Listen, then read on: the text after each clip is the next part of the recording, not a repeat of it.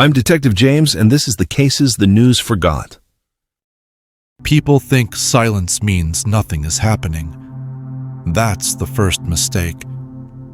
In my 56 years as a detective, I've learned silence is rarely empty.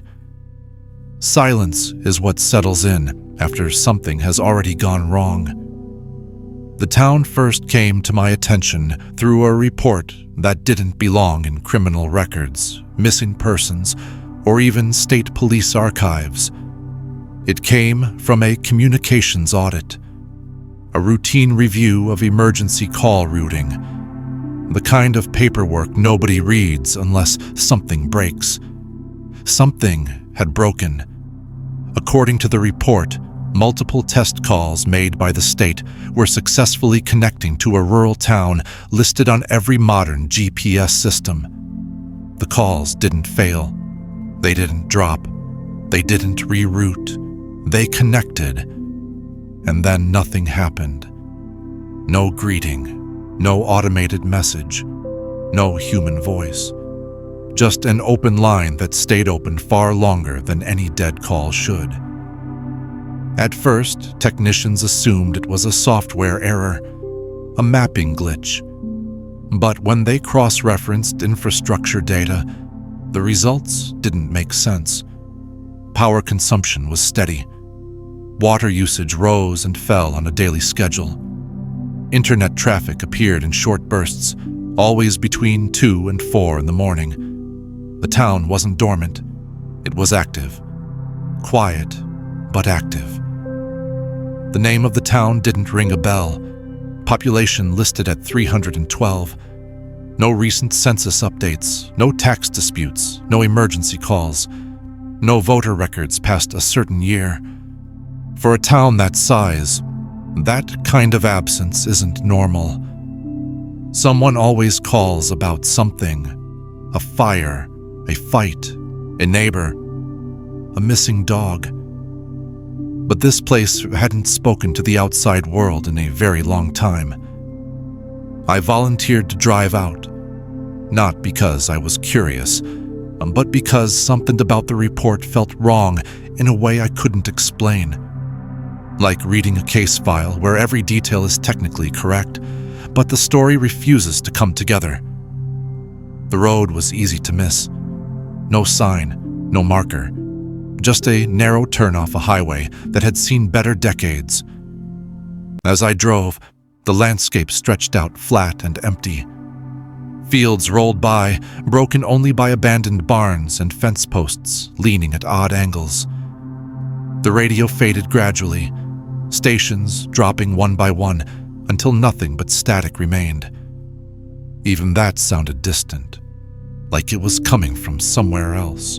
About 15 minutes in, I noticed my GPS hadn't updated in a while. The arrival time stayed frozen at 8 minutes. The distance didn't change. I slowed down, then sped up. Same result. That's when I realized the scenery had started repeating. Same weathered barn. Same rusted tractor. Same dead tree, twisted like a hand reaching up from the dirt. I checked my mirrors more than once, half expecting to see myself following behind. Then the road dipped slightly, and the town appeared all at once. There was no welcome sign, no city limit marker. One moment I was alone on an empty road, the next I was surrounded by buildings. Streets laid out neatly, storefronts with clean windows, houses with trimmed lawns, cars parked carefully along curbs, not abandoned or dusty, just waiting. Everything looked maintained, like the town was paused mid-breath. I parked near what appeared to be the center and stepped out. The sound of my car door closing echoed far louder than it should have. There was no wind, no insects, no birds, not even the distant hum of traffic. The silence wasn't peaceful. It was deliberate. I walked down the main street slowly. A diner sat on the corner, lights on inside. A television glowed blue behind the counter. A coffee cup rested beside the register, half full with no steam rising. Cold. I knocked on the glass. Nothing. Tried the door. Locked. Next door was a hardware store. Fresh paint, new stock visible through the window. Price tags dated within the last year. I knocked again. Louder this time. My own reflection stared back at me, stretched and warped by the glass. Houses lined the street behind me. Curtains drawn, but not closed. Just enough of a gap to suggest someone might be watching. I called out, announced myself. My voice sounded wrong, swallowed almost immediately. That's when I noticed the mailboxes. Every single one was overflowing. Envelopes jammed in so tightly some bent outward. Colors faded by sun and time. Some letters were recent. Others looked decades old. None opened. None returned. The post office sat at the end of the block, door unlocked. Inside, shelves were stacked high with mail and packages. Everything sorted. Everything organized. Some dates went back farther than they should have. The place smelled clean, maintained, lived in. Someone was here, recently. Standing there, surrounded by years of unanswered mail in a town that refused to answer anything at all. I felt something settle deep in my chest. This wasn't abandonment. It wasn't decay. It wasn't a disaster. This town was choosing silence, and I had just walked straight into it. Before I could leave, my phone vibrated in my pocket. No signal bars, but an incoming call. The phone kept vibrating in my hand long after I should have lost the connection. No signal bars, no carrier name, just an incoming call with no number attached to it. I let it ring longer than I should have. Something about answering felt like crossing a line that couldn't be uncrossed. When I finally brought it to my ear, I didn't say anything. I listened. At first, there was only the faint hiss of an open line. Then, underneath it, a sound I couldn't immediately place. A low, uneven rhythm. Breathing, but not close. Distant, like someone standing in a large room, breathing quietly, aware they were being listened to. I waited for a voice. None came. After several seconds, the call ended on its own. The moment it disconnected, the lights inside the diner flickered. Just once, enough to make me look back over my shoulder. The television inside went dark. The glow vanished, leaving the window a dull reflection of the street behind me. I hadn't heard the power cut. No hum fading, no click. Just silence returning to claim the space it had briefly shared. I checked my phone again. Still no signal, no record of the call, like it had never happened. I moved toward the town hall next. If anyone kept records here, that would be the place. The building sat slightly apart from the rest of the street, older than the surrounding structures but better cared for. The door was unlocked. Inside, the air was cool and smelled faintly of dust and paper. Fluorescent lights buzzed softly overhead, the sound sharp in the quiet. The records room was intact. Filing cabinets labeled and organized. Property records, birth certificates, death notices. Everything stopped abruptly at a specific year. After that, the folders were empty. Not missing, empty, like the town had simply stopped documenting itself. I noticed something else. No records of anyone leaving. People were born here, they died here, they married, they bought houses. But no one ever moved away. No transfers, no relocations, no changes of address. 300 people, anchored to one place, generation after generation. I stepped back into the hallway, suddenly aware of how loud my footsteps sounded. Somewhere deeper in the building, I heard a door close. Not slam, just a soft, careful click. The kind someone makes when they don't want to be noticed. I called out again, identified myself, waited. Nothing answered. As I turned to leave, I noticed a corkboard near the exit.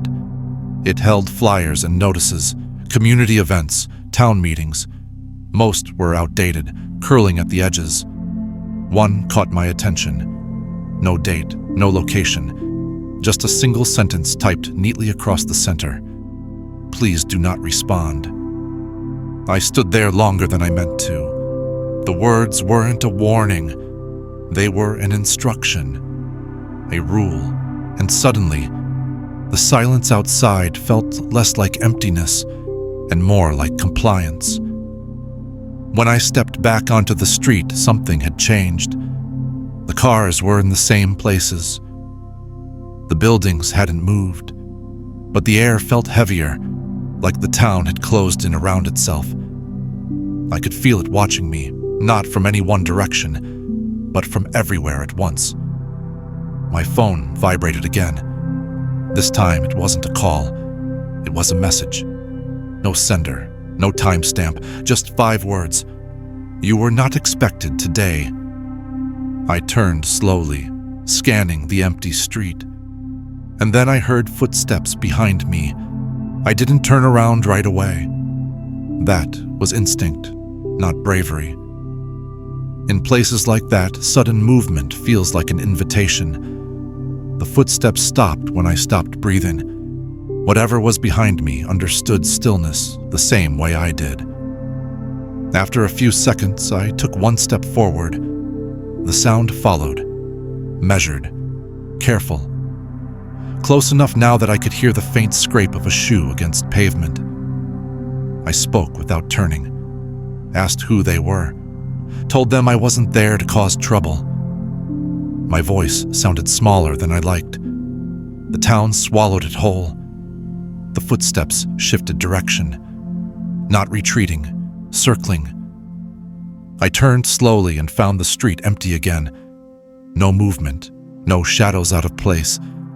Just buildings and parked cars and windows that reflected nothing but sky.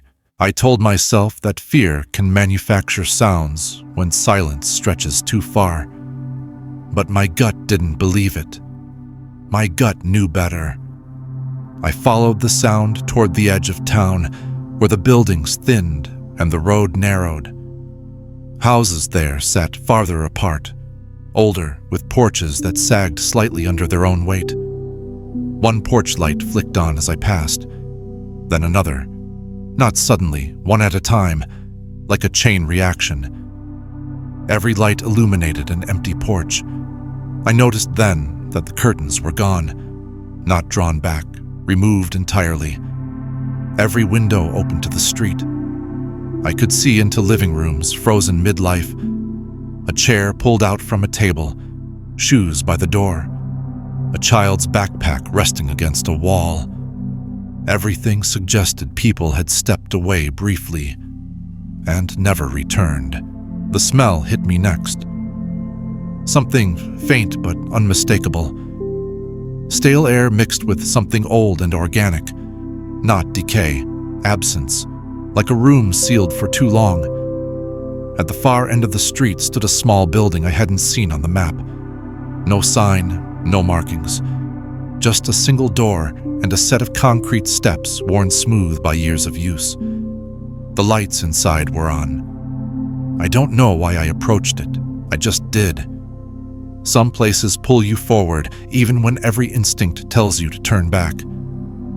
Inside, the room was narrow and deep, lined with chairs bolted to the floor. At the front was a desk. Behind it, a wall covered in switches and dials, some old, some new, all labeled with streets, buildings, and names I recognized from town records. A control room. As I stood there, one of the dials moved on its own. Slowly, deliberately. A red light flicked on next to it, then another. The labels matched locations I'd already visited. Diner, post office, town hall. The town wasn't just silent. It was being managed. I backed away, heart pounding. My phone vibrated again. Another message appeared, this one longer. Contact causes attachment. Attachment causes loss. Before I could process that, the lights outside went out all at once. Every porch light, every street lamp, total darkness. The control room lights stayed on, casting long shadows across the walls. Then I heard voices. Not close, not distant, everywhere. Whispering in overlapping fragments, not speaking to me, but around me. Like a crowd murmuring in a language I almost understood. I ran. I didn't know where I was going, only that I had to move.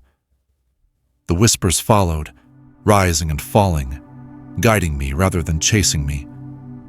Streets twisted in ways they hadn't before. Turns led to places I didn't remember passing. My GPS spun uselessly, recalculating without progress. I burst into what I thought was the main road out of town and skidded to a stop. The road was gone. In its place stood a sign I hadn't seen before. Same wood, same paint style as everything else. One sentence carved deep into it. Leaving requires replacement. I stood there staring at that sign longer than I should have. Leaving requires replacement. It wasn't a threat. It wasn't a warning. It was policy. The kind of sentence written by something that doesn't argue, doesn't negotiate, and doesn't explain itself because it doesn't need to. Behind me, the whispers faded. Not because they stopped, but because they had finished guiding me. I had reached the place the town wanted me to reach. I turned back toward the houses. Lights were coming on again, slowly, one by one. But this time I noticed something different. Shapes moved behind the windows. Not shadows exactly. More like silhouettes standing just out of full view. Watching. Waiting. I realized then that the town had never been empty. It had only been quiet. My phone buzzed one last time, a final message. One must stay so others may leave. That's when I understood the truth buried beneath all the data and silence. The town didn't refuse communication because it was broken. It refused because contact created attention. Attention created curiosity, and curiosity brought visitors. Visitors were temporary. The town required permanence. Every generation, someone stayed. Not volunteered, not chosen, replaced. The records made sense now. No one ever moved away because no one was allowed to. When someone left, someone else took their place. The town maintained its population the same way it maintained its buildings, its power, its routines. Balance mattered more than people. I heard footsteps again, this time not cautious, confident. They emerged from between the houses, men, women, old, young, faces calm, eyes tired, not hostile, resigned. They stopped a few feet away, forming a loose circle around me. None of them spoke. One man stepped forward. His voice was steady, almost apologetic. He said they had tried signs, they had tried isolation, they had tried being forgotten. But maps kept updating. Satellites kept finding them. Someone always came eventually. I asked what happened to those who stayed. He looked past me, toward the town. They stopped wanting to leave, he said. That was the most terrifying part. Not imprisonment, not violence, acceptance. I don't remember crossing the boundary. I only remember being back in my car, parked on the highway miles away, engine still warm. The GPS no longer showed the town. The road behind me didn't exist anymore. My phone had full signal. Messages from the state asking why I'd aborted the visit. I told them it was a mapping error. A dead zone. Nothing there. That was the lie the town let me keep. Sometimes, late at night, my phone lights up with no notification, just a glow. And for a second, I swear I can hear breathing on an open line. Patient, familiar, waiting. If this story unsettled you, ask yourself one thing in the comments. If you found that town, and leaving meant someone else had to stay, would you go back? Because somewhere out there, a place that doesn't answer is still waiting for its next replacement.